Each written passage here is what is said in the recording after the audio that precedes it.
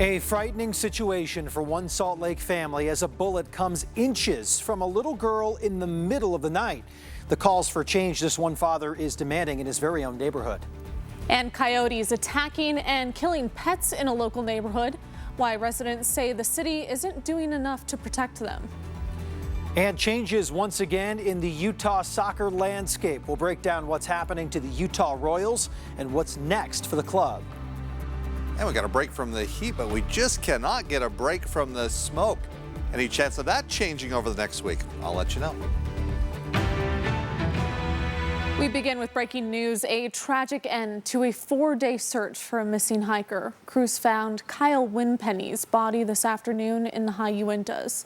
They say it appears he fell approximately 1,000 feet while trying to summit Kings Peak, the highest peak in the state. The Summit County Sheriff's Office offering their condolences to his family and reminding others to hug your family and friends often.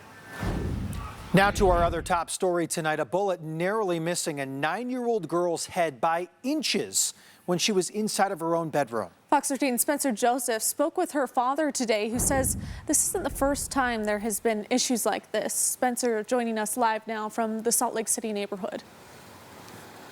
Brian, Kirsten, we haven't gotten much out of police today. We've been calling them, but one thing we do have is a police log that says they have no suspects and no leads in this case. I spoke with the father today, who says he just hopes something is done because, as you said, this isn't the first time they've encountered problems. It's a parent's worst fear. Through the window there, went through Winnie the Pooh's head, and then it lodged in the wall just inches away from where her head was. John Wilson woke up last night to the sound of several gunshots. My daughter had a few stuffed animals, some toys that were just sitting in the windowsill. The window break was right behind here, went straight in the back, then clean shot out the forehead. My daughter came walking into the other room and said, "Hey, I think my window just broke." So we went here to check it. We found this bullet hole where a child had gone through. The shots appear to have come from a nearby school field behind his home. The police tell us they did find shell casings back there. I haven't found out how many or any more details on that. This is not something that could randomly happen. Somebody had to go to that specific spot and shoot this specific direction to be able to hit this. Which is why Wilson feels it was a targeted attack. He also feels that way because earlier that night, he told a car blocking his driveway to move. And they basically just swore at me and, told me what I could do with myself. I just went back inside the house, and about half an hour later, there was 4 gunshots, and then 2-second pause, then 4 more gunshots. Wilson says traffic to a nearby store is a problem in the area. We see a bunch of drug dealing going on just outside the store. All the neighbors have seen it. We've actually videotaped them. And this isn't the first time police are involved. And we've called the police several times on it, and usually the police show up 2 hours later, and by then those people are gone, and they tell us they can't do anything. For Wilson and his daughter, they're glad everyone is unharmed, but he hopes something can be done. A couple years ago, this street was very quiet, very low crime. Nothing really ever happened. Now it's like every single day there's something happening. And Wilson told me, rightfully so, that his daughter is even scared to go in the room, let alone sleep in it. I also spoke with several other neighbors in the area. They say they've seen the same sort of things, and everybody is just hoping that everything gets back to normal and gets better soon. In Salt Lake City, Spencer Joseph, Fox 13 News, Utah. Now to the latest on COVID-19 in the state of Utah. We had another high number of new cases for our state today. 920 new cases reported, which brings the statewide total to 63,772. Now we're seeing a rolling 7-day average as well of about 835 new cases per day, along with 13.1% of people testing positive for the virus. We really need to, unfortunately, continue our vigilance around mask wearing and physical distancing and staying home when we're sick. And doing that will allow us to keep our schools open and keep our businesses open. We certainly, no one wants to go back to the steep restrictions that were in place before. A positive takeaway from today's data, there were no new deaths reported. More shakeups in Utah's soccer scene. Utah Royals FC says head coach Craig Harrington and assistant coach Louis Lancaster have been placed on a leave of absence. Players from the women's soccer club released a statement today saying, in part, "We've had enough of racist systems excluding black and brown people, enough of sexist stereotypes infiltrating conversations about our talents and achievements as athletes, enough of a work environment that is not open and inclusive for all." We spoke with Alex Vihar from our content sharing partners at the Salt Lake Tribune about this change in leadership and what it may do for the team. I think they're going to have some renewed energy, and from what they say, they're a very united group. And I think that they're going to lean on each other while all this off-the-field drama is happening. And the team says in the interim, Amy LaPlyblit has been named the head coach. If you want to read the whole statement, we'll have that over on fox13now.com, and we'll have more coverage tonight on this on the Fox 13 Sports page. Utah firefighters continuing to battle wildfires on the West Coast. Now, there are 4 task forces made up of agencies from all around Utah. One of them currently deployed to California, 3 in Oregon. They say their time there has been grueling, but that experience they gain from it is invaluable.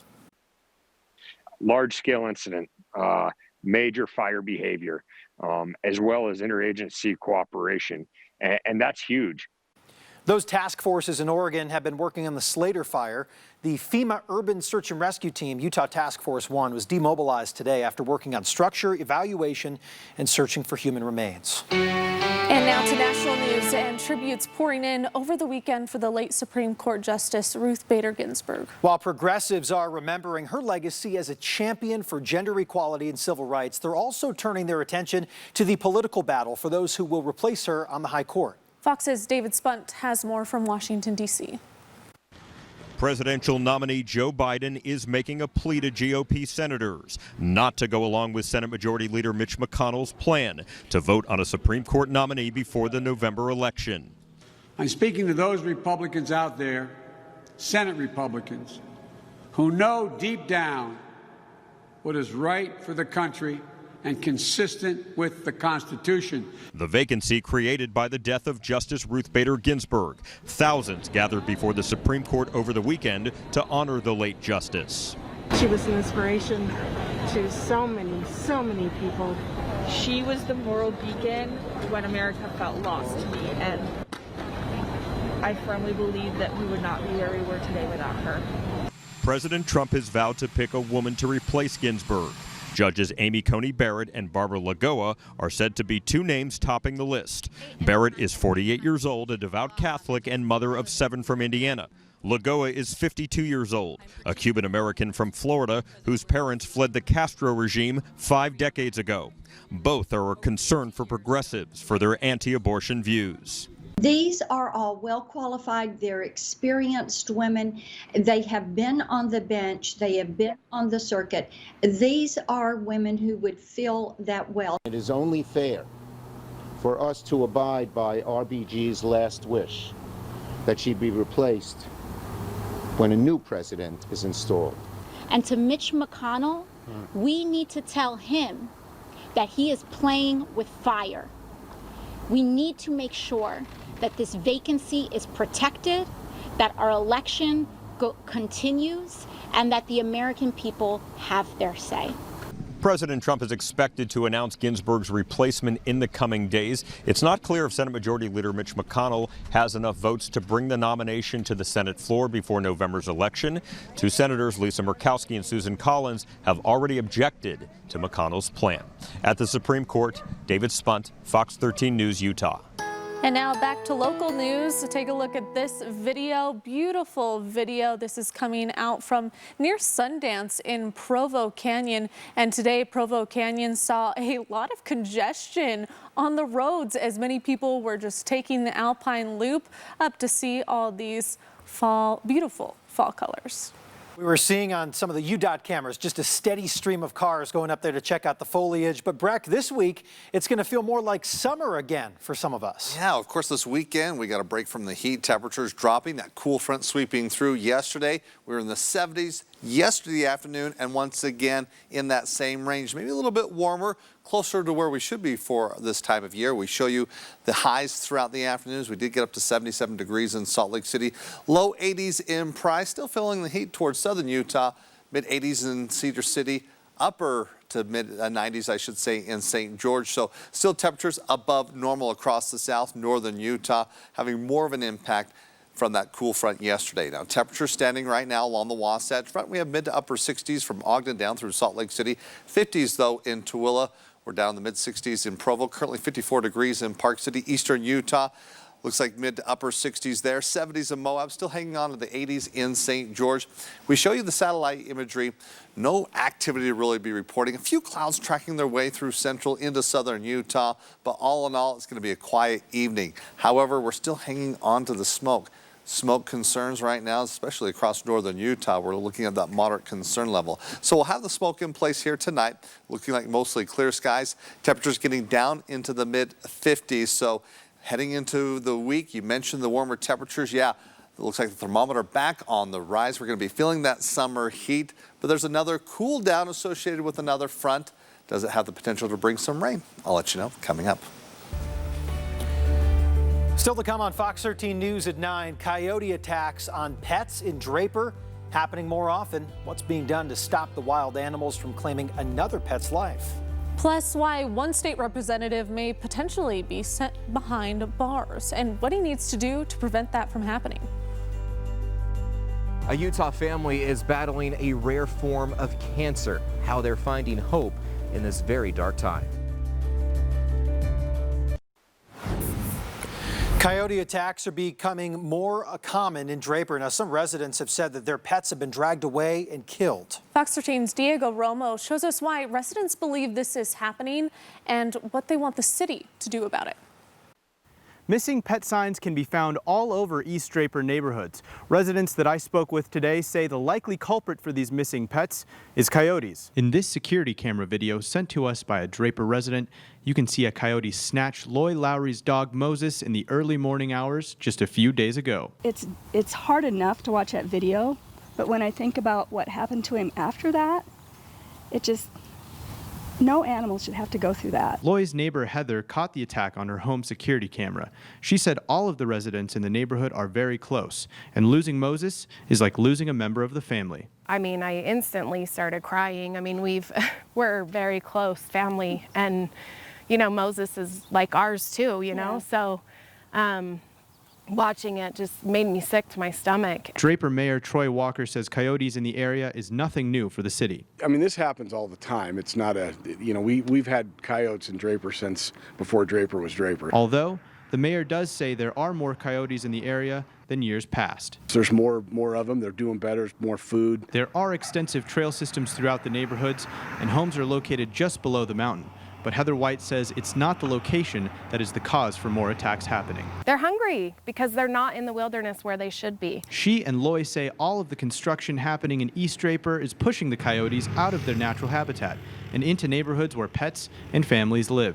This is just a consequence of the unhindered growth in Draper. The mayor says the city is working with state agencies to try and fix the problem. We're working with the Division of Wildlife Resources right now to try and come up with some type of mitigation plan. But Heather and Loy say the city is not doing enough. There are companies that will do this. The city just needs to step up. Keep an eye on your pets at home, watch them when you're letting them out, and keep them on a leash when you're on the trail. Residents can call animal control here in the city if they've seen a coyote out on the trail or in the neighborhood, but the city says the best thing to do is to keep an eye on pets and to make sure that they're not out alone. In Draper, Diego Romo, Fox 13 News, Utah. A federal judge is not going to seize property linked to the Kingston polygamous family, at least not yet. Wasaki Renewable Energy CEO Jacob Kingston and his brother Isaiah are facing sentencing for tax fraud. They pleaded guilty to fraud in what the feds say was a $1 billion scheme to bilk the IRS. Prosecutors want $500 million from each of them, and they want to seize the entire Wasaki Renewable Energy plant in northern Utah. But new court papers obtained by Fox 13 say a judge wants the government to justify why it wants so much from them. She's not convinced Isaiah Kingston may owe so much money and wants specifics on what part of the plant gets seized. A federal judge is threatening a state lawmaker with arrest if he doesn't pay up in restitution fees. Blanding Representative Phil Lyman was convicted and ordered to pay restitution for his role in a 2014 protest of federal land policies. Since then, he's been in a dispute with the U.S. Attorney's Office over his tax returns as part of restitution. Lyman says it's harassment by the federal government. A judge has given Lyman until October 16th to pay full, almost $96,000 back to the federal government. The fall foliage is popping up all throughout the Wasatch Front this weekend. Now the season officially begins Tuesday, but Fox 13 photojournalist Vanessa Diaz caught up with some people in Mill Creek Canyon who enjoyed this early taste of the fall weather. We need to spend more time outdoors and enjoy it while we can. Look, there's more up there. Bring your big stick. You know, fall's like Skittles. There's so many combination of colors. It's not just green, it's yellow and red. It's not like super hot. It's a wonderful time to be out here and just enjoy the outdoors, your mind away from COVID, work, just the daily routines. It's also a good time to make pickup lines, falling in love with you. That's a good one. The pickup lines are good. Falling in love with you, love with that. The colors were nice too. Breck, a couple more weeks of these colors, right? Oh yeah, for sure. We're just getting into the peak season really as we look towards the end of September. That first week of October, that's the best time to catch these colors, but you're catching them in just their full brilliance here across the state where temperatures more fall-like today. We got up in the upper 70s in Salt Lake City. As you can see, taking a look, this is about where we should be for this time of year. Record high today, 91 degrees. Now we're not heading back to the 90s, but there is a day that we're going to get close. So meaning we're going to see some summer heat coming back, at least into the area here over the next week. Current temperatures, though, as we look right now, we're at 67 degrees in Salt Lake City, mid-60s in Ogden, currently 65 degrees in Provo. Winds calm. It's going to be a clear night as you look above, but still socked in across the valleys, the smoke in place. We show you the current air quality situation. Doesn't look good. A lot of yellow dots leaning towards orange, so we're right in between that moderate to unhealthy category across most of the Wasatch Front up through extreme northern Utah. And really statewide, we're seeing that infiltration of smoke, even through central Utah, seeing some orange dots there just south of Nephi where conditions are unhealthy. And that's kind of the current position of some of the thicker smoke is across southern Utah. So we go into your headlines, though. We're definitely keeping our focus on the air quality moving forward. We're seeing a westerly flow. So the smoke with those wildfires burning in California still coming through as we're downstream, and that's not going to change. Yes, temperatures climbing. We saw a little bump up today. We'll continue to climb as we're going to be finding afternoon highs returning back into the 80s across northern Utah and keeping it in the 90s across the south. Dry conditions, though, for most. Now, there is a spot that has the possibility of seeing some rain here as we look over the next couple of days. But let's first focus in on the smoke. Here's our smoke forecast. So as you're seeing these colors, indications of where the smoke is more concentrated. As I mentioned, it's central into northern Utah here as we transition tonight through tomorrow. And it's on the move, pushing back towards northern Utah as we look from Cache County along the Wasatch Front over towards the Uinta Basin, southwest Wyoming. That will be a big focus here over the next 24 hours. And we'll continue to see that surge and push here moving until the middle of the week. Hopefully beginning to see some improvements once we get more of a southwesterly flow. Most of the fire and the smoke coming in from central and northern California, but really there's a lot of fire and a lot of smoke still that will be funneling in here over the next few days. So there's that westerly flow. Here's the thing, though. As we move through tomorrow, I should say, into Tuesday, we get a little bit of a high pressure setting up near the Four Corners area. That's going to drag some moisture as we look further south and east. And it's going to spread across at least central into eastern Utah as we go from Monday into Tuesday. So now as we look at the models and focusing on the precipitation, moving the clock here tonight through tomorrow. Again, for tomorrow, we're going to see a lot of sunshine, especially throughout the morning. In the afternoon, we start to see a little bit of cloud increase there, especially across central into eastern Utah. Moving into Tuesday, that moisture still there and moving further towards the northeast. That could provide maybe some brief showers as we look over the Uinta Mountains through the Uinta Basin over towards Price, central Utah as well. Wasatch Front staying dry, also down towards St. George, so it's leaning towards the eastern half of the state. That sees that possibility, maybe seeing some brief rain showers on Tuesday, and especially over the mountains. Tonight, though, it's clear statewide. Overnight lows down into the low to mid-50s along the Wasatch Front, 40s in Logan, upper 30s in Park City. We have 40s and 50s as we go from Vernal through Price. Tomorrow, we're going to be seeing temperatures climbing, getting back into the mid-80s under mostly clear skies with that cloud cover increasing across southeastern Utah. St. George, you're dry, you're sunny, seeing some smoke and seeing the heat for the next several days, actually getting up in the upper 90s Wednesday and Thursday. A little cooler for the weekend. As I mentioned, really going to be dry. We don't see the rain, and for the Wasatch Front, keeping it rain-free as well. hazy, smoky conditions for tomorrow. Partly cloudy skies Tuesday and Wednesday. We're near 90 degrees Thursday. Dry, cool front hitting for the weekend. That'll drop temperatures 70s, even upper 60s on Saturday. The models are not agreeing if we're going to see rain or not from this cool front. There's the possibility, but right now showing that it's going to be fairly dry, but cooler. But until then, we'll bring summer back for the official first day of fall. Still ahead, Fox 13 proud to be part of an initiative to get books to kids in an effort to fight illiteracy. Still to come, we'll meet a library director who won't let the pandemic stop her from sharing her love of reading. And a heartwarming tribute to a child who has made major progress in his battle with cancer. We'll be right back.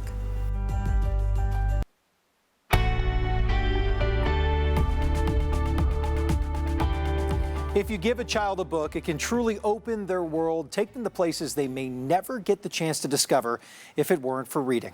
Fox 13's Amy Nay takes a closer look at the importance of childhood literacy and introduces us to one very engaging librarian passionate about books. Talk, sing, read, write, play, makes a reader every day. Carolyn Childs, library director the past 15 years at the Gunnison Civic Library, leading this summer reading program that went virtual this year. Welcome to summer reading. We are so excited to have you with us today. You see, reading is something Carolyn is passionate about. It changes everything. She says she saw it in her own daughter who struggled to read at first until a good book and persistence paid off. My goodness, the joy when you create a love of reading in a child, their future is just expanded beyond words. Because Jim had just finished building his seaweed house when he heard the big bad shark knocking at the door. Little fish, let me come in. She says she hopes story times like these she shared on YouTube, along with those held in person, can help kids feel comfortable in their local library. It's just so fun to see them excited. Let them enjoy the library, not have it be a place of restrictions and, don't touch that, don't do that. We want them to come and want to be there. Giving kids that access to books is something she believes is life-changing, especially in rural or more economically challenged areas. It is going to broaden their horizons. It's going to take them to places beyond where they are. In a book, you can go anywhere. They can see places, they can go places in a book that otherwise they might never see or even hear about in their lifetime without a book. Books can really open up new worlds to young readers, and you have the opportunity to give that gift to a young reader right here in our community. To find out how to do that with matching donations from Fox 13 and our parent company Scripps, just go to fox13now.com/giveabook. Reporting in studio, Amy Nay, Fox 13 News, Utah. Still ahead in our next half hour, one Utah family battling a rare terminal cancer found in children, what they want you to know so another child can have hope in their fight. Plus, it's one of the few marathons that's taken place all year due to COVID-19. We'll catch up with those who took part in an unforgettable foot race in Logan when we come back.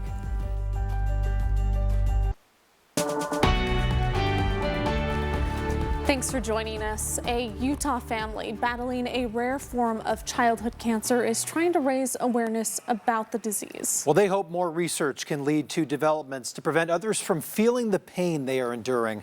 Fox 13's John Franke shares their story. This type of cancer is called diffuse intrinsic pontine glioma. It's where a tumor forms on the brainstem just above the spine. It is terminal, and the disease is cruel to the kids it affects and their loved ones. She is a fun-loving girl. She is happy. These are the days Aspen Agnew's mom and dad are cherishing. Right now is the time to get her doing everything she can, because honestly, I don't know where she's going to be 3 months from now. In April, her parents, Allison and Ryan, noticed some changes in Aspen's behavior. Then in June, she began to have trouble walking. They rushed her to the ER. We took her to the MRI later that day, and that's when they found the tumor. It was the worst possible news. He kind of said to us that she had about 1 to 2 years. A heartbreaking prognosis. This is a parent, what you hear, you can hug your kid for the last time in the next 9 to 12 months. I mean, how do you even stomach that? The Defeat DIPG Foundation says only 10% of children with this disease survive for 2 years following their diagnosis. It was devastating, to say the least. I mean, I don't even know how to explain the way we felt. 4-year-old Aspen now endures radiation treatment. She would lead the way. She'd hold the nurse's hands, climb up on the table herself. Despite medical breakthroughs to fight other forms of cancer like leukemia, few advancements have been made to help kids overcome DIPG. Neil Armstrong's daughter died from this in 1962, so the same outcome is the same in decades. Nothing has changed. Aspen is being treated at Primary Children's Hospital. When children have cancer, it's through no fault of their own. Her oncologist, Dr. Nicholas Whipple, believes the rarity of this disease creates challenges for researchers. You have to perform research not just on patients in your state, but in surrounding states in the nation and world in order to produce enough data to really extrapolate meaningful results. The Agnews hope their story inspires those who have the resources to donate to organizations working to find innovations and eventually a cure. If we don't get funding for this, if we don't get this figured out, there are going to be more families in front of this camera in years to come. As doctors search for that breakthrough, the Agnews are staying strong. Kids in this situation are the toughest people you will ever meet. Following the example set by Little Aspen. There is hope. You know, don't give up on anything, and you just got to fight. That's all you can do.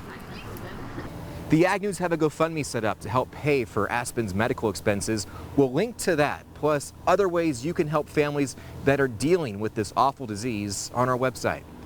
In Salt Lake City, Sean Franke, Fox 13 News, Utah. New at 9, the Iron County Sheriff's Office, along with Cedar City Police, are investigating a fire that destroyed a home. Deputies say they got a call around 8:30 last night about several trees on fire in the area of 3500 East SR 14. Well, it turns out the home was tucked back into the trees along with several other nearby homes. It's not known yet what sparked this fire, but firefighters say the home was unoccupied at the time. 2 moose calves were found dead in a diversion dam this morning near the Mountain Dell Golf Course. The Utah Division of Wildlife Resources says the calves fell in as they were looking for water. Now, unfortunately, wildlife technicians did not arrive in time to save the 2 calves. However, the mother moose was lifted out of the dam and will be relocated to a safe area. We want to thank Mountain Dell Golf Course. Their employees were excellent to work with. They did everything that they could before we were able to get here to keep that moose safe. The Division of Wildlife Resources says this is a common occurrence during the drier parts of the year. Today, Park City celebrates winning the World Wildlife Funds for the One Planet City Challenge. The award was given to the city for its effort in spreading awareness and working to prevent climate change. Park City beat out larger cities like LA and Cleveland, Ohio. The little mountain town says it won because of its ambitious goals in environmental sustainability. We've got the goal to be running on 100% renewable electricity and be carbon neutral by 2030 for the whole community. Park City will now advance to compete in the global social media campaign against cities all around the world. To vote for Park City, just add the hashtag #WeLoveParkCity to your social media posts. Runners crossed the finish line for the Logan Marathon this weekend. Athletes from all over the country came to Cache Valley to participate, as it's one of the very few marathons that has not been canceled this year due to the pandemic. It included the 26.2-mile run, as well as a 20K, 10K, 5K, and a 1-mile family run. Everything's running smooth except for I'd like the clouds to break and have some sunshine, but yeah, it's been a smooth morning. Everything's gone off as planned. Health precautions were enforced, though, staggering start times for runners and having participants wear masks when they weren't running. When we come back, there's a new place to help adults struggling on Salt Lake City streets. We'll take you inside the Pamela's Place apartments. And a Utah family's water skiing trip going viral. We're going to hear the story behind this little guy's experience on Lake Powell. There is a new place for people in need of housing, counseling, and health services in Salt Lake City. Fox 13's Haley Higgins takes us to Pamela's place.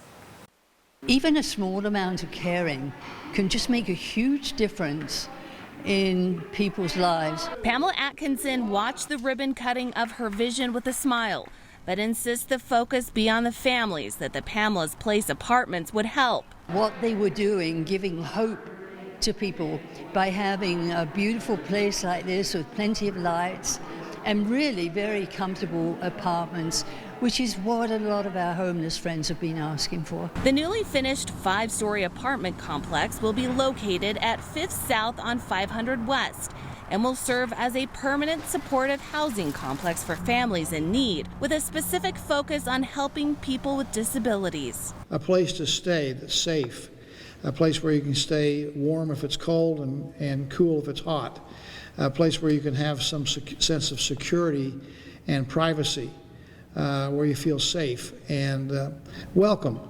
That's what home is about. Governor Gary Herbert spoke at the ribbon cutting about the woman who was chosen as the building's namesake. Pamela is known and loved by many here in the state of Utah. Over the years, she's become known as our Mother Teresa of Utah. For years now, Pamela Atkinson has been serving Utah as an advocate for those experiencing homelessness. Part of it is from a spiritual perspective, but I do what I do because it's the right thing to do. I know that when I make a difference in somebody's life, it makes a huge difference in mine. In addition to the housing, the complex will offer counseling and mental and physical health services. To me, doing what we do, the small things one-on-one, but the large things like this as a team, it just makes a huge difference, and it is so easy when we collaborate together and work as a team. The building will have a clinic on its first floor run by Sacred Circle Healthcare, which is owned and operated by the Confederated Tribes of the Goshute Reservation. Just exciting to see it come to fruition. For those who are looking for help, they can contact the Housing Authority of Salt Lake City by going to fox13now.com. Haley Higgins, Fox 13 News, Utah. Still ahead, it's a time two local kids are sure to never forget. How local police departments and some off-roading enthusiasts came together to pay tribute to two children in Sandy. Coming up in sports, it's week 2 of the NFL season, plus game 2 between the Lakers and Nuggets. And a tough final day at the U.S. Open. One player only rose to the top. The highlights are on the way. A UTV club rallied up hundreds of cars, Jeeps, motorcycles, and UTVs for a very special parade this week. It was to support two children in Sandy who have battled more hardship in the last several years than many of us will in a lifetime. Fox 13's Lauren Steinbrecher takes us there. During COVID, it's the new way to celebrate. So there's actually 2 houses we're going by. Lots of off-roading toys line up, ready for a pandemic-style parade. Posters for Annika and Steele. The line makes its way first to Steele's house. Here they come, bud. With sirens of support for what Steele has overcome. Unfortunately, he has a long road to go, but this was a big hurdle to get through. And he hasn't done well with chemo, so to get through with chemo is a big thing for him. This 8-year-old has spent more than half his life fighting cancer. He got to ring the No Mo chemo bell at Primary Children's Hospital just days ago. Certainly worthy of dozens driving by to cheer. Yeah, I'd say so. I'm speechless. I am so overwhelmed right now by the turnout. It's just unreal. I'm so grateful. The UTV Utah group and West Valley and UPD SWAT also wound their way past Annika Round's house. She's had cancer her entire life since 10 weeks old. Her battle isn't over. The group said they didn't know if Annika would have the strength to come outside to see them. This is my fight song. The 8-year-old made it out, singing and dancing. Even though cancer has consumed their lives on this night, all these kids can think about is having fun, delighted by those driving by. SWAT and motorcycles. Yeah. That was pretty cool. A pandemic-style parade. celebrating 2 children with incredible strength, fighting to overcome all odds. All of these people that showed up today have helped him and our family get through this year with their support. They're keeping him motivated to keep going and keep fighting and staying brave. In Sandy, Lauren Steinbrecher. This was pretty spectacular. Fox 13 News, Utah.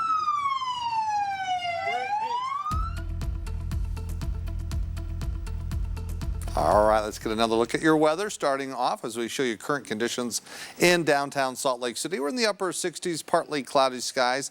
It's been pleasant temperature-wise across the Wasatch Front today with highs about where they should be. But of course, we've been having to get through all this smoke as it's been dry here for the past several days, except yesterday with that cool front sweeping through, a little extra precipitation as we move further northward. Yesterday we had picked up some decent amounts up in Cache Valley, about 1/4 of an inch. At least in Salt Lake City, about 1/100th of an inch, where for the whole month we're just shy of 2/10 of an inch, where on average we should be at 3/4 of an inch. So far in September, another month where we're seeing below precipitation. Looking ahead, doesn't look much better as we look from the Climate Prediction Center here.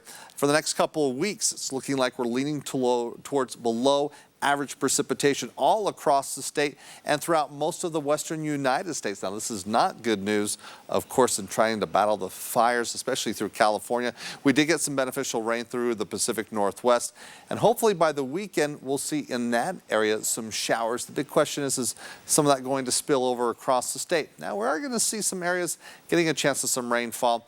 Again, as we're looking from southern Utah, we're going to see some clouds coming through late tomorrow with lingering moisture on Tuesday.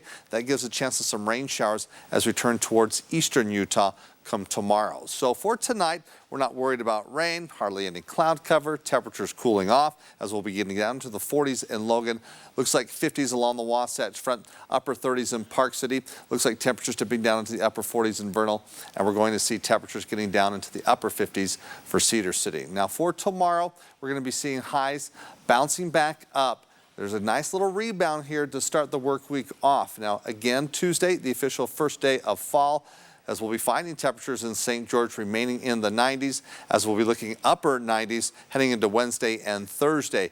Now, as that moisture pushes through come late Monday into Tuesday, for southwestern Utah, we're going to see a little bit of cloud cover, but not much rain. Thereafter, it's just dry, it's sunny.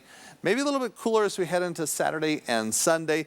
Now, that's a cool front that's going to be sweeping across the state, having most of the impact as we look towards northern Utah. So taking a look along the Wasatch Front, the smoke still around. It might actually increase throughout the afternoon, so we'll be keeping our eye on the air quality. Of course, it's been a major factor here over the past several days. Mid-80s for high Tuesday, also in the mid-80s. Holding on to some sunshine by the middle of the week, and we really heat things up. Doesn't get too warm, not breaking any records, but temperatures close to 90 degrees on Thursday. Then the front begins to hit. We get a couple of waves here throughout the weekend, and models are indicating it's not going to bring much rainfall. It will drop temperatures in the 60s and 70s, and we'll get that fall-like temperature. But again, for the next several days, the heat's coming back. Well, the NFL season continues. Week 2 of the season. The Falcons got off to a great start against the Dallas Cowboys. Matt Ryan back to pass, finds Gage for the touchdown. Falcons are up 36-24. Back came the Cowboys. Dak Prescott finds former Bingham High School star Dalton Schultz from Utah. It's his first NFL touchdown, cut the lead to 9. Then it's Prescott. The TD on the keeper. Dallas was trailing by 2 with 1:49 to play. They went for the onside kick and got it. For some reason, the Falcons let it go 10 yards, and the Cowboys jumped on it to keep their hopes alive. Greg Zuerlein came in to kick the game-winning field goal 46 yards. As time expired, the Cowboys rallied to beat the Falcons 40-39. Broncos in Pittsburgh. Ben Roethlisberger airs it out. Chase Claypool, 84-yard touchdown, put the Steelers up 14-3 in the second quarter. Denver starting quarterback Drew Lock went out with an injury, so Jeff Driscoll came in, and he played well. Finds Noah Fant, 20-yard touchdown, cut the lead to 3. Roethlisberger kept the Steelers on top on the run, and he finds Dante Johnson. 28-yard touchdown. Steelers up by 10. Broncos stayed in it, though. Driscoll to Melvin Gordon. And the Steelers' lead was down to 5 after that beautiful touchdown pass. The Broncos were driving late, needed to convert on 4th and 2 here, but the Steelers made the big play on defense. The Steelers held on to beat the Broncos 26-21. In the NBA playoffs, Game 2 of the Western Conference Finals between the Lakers and Nuggets. LeBron James takes it in and scores. He had 26 points and 11 rebounds. Lakers up by 2. It was tight down the stretch. Nikola Jokic, 2 of his 30 points to put the Nuggets up by 1 with 20 seconds to play. The Lakers went to Anthony Davis for the win. 3 is good at the buzzer. Big time shot by AD with a hand in his face. He scored 31 points. The Lakers won at 105-103. They lead the series 2-0. Final round of the U.S. Open at Winged Foot Golf Club in New York. Only one player shot under par in the final round. This is Utah native Tony Finau. Long birdie putt on the 17th hole. Turns out to be a great lag putt. Set up a short one for par. With great score today was par. Tony Finau with a final round 71, 1 over par. Finished tied for 8th place at 6 over par. Bryson DeChambeau started the day 2 shots off the lead. He made up ground on the front 9. Birdie putt on the 4th put him into a tie for the lead with Matthew Wolff. Then on the 9th, the par 5. DeChambeau and Wolff both had eagle putts. Bryson went first, and he made his to get to 5 under par. 3 shots ahead of Wolff, but Wolff still had his eagle putt, answered right back with an eagle of his own. Wolff just 1 shot back heading into the back 9, but he could not keep up with DeChambeau. Bryson with the birdie putt on the 11th hole got him to 6 under par, 3 shots ahead of Wolff. Then DeChambeau capped it with a par on the 18th, shot a final round 67, winning by 6 shots at 6 under par, a dominating performance to win the U.S. Open title.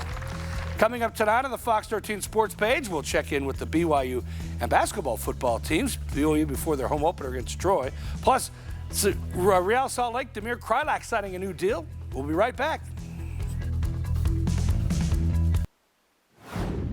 Finally tonight, check out this adorable video coming from right here in Utah. It's a baby water skiing, believe it or not.